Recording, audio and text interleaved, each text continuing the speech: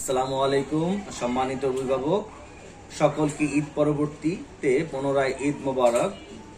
সন্তানের পড়াশোনার আগ্রহ বাড়াতে এই ঈদের ছুটির পর যে 5টি কাজ করলে সন্তানের পড়াশোনার আগ্রহ বাড়বে এই বিষয়ে আমরা একটু কথা বলবো। 1, পড়ার সময় রাগ না করে ধৈর্য সহকারে তার সাথে বসে তার পড়ার বিষয়ে সহযোগিতা করা। 2, একটি নির্ধারিত সময় তাকে সকল সময় পড়তে বসতে সহযোগিতা করা। 3, ভুল করলে বারবার বুঝিয়ে দেওয়া চেষ্টা করা।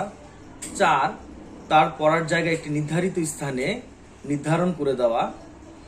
5, সে যখন পড়তে বসে তার ছোট ছোট বিষয় প্রশংসা করে তাকে পড়ার ব্যাপারে আগ্রহ করে তোলা। আশা করি সকলে যদি এই 5টি টিপস মেনে চলেন তাহলে আমাদের এই ঈদ পরবর্তীতে সন্তানের পড়াশোনার আগ্রহ দ্রুত বেড়ে যাবে।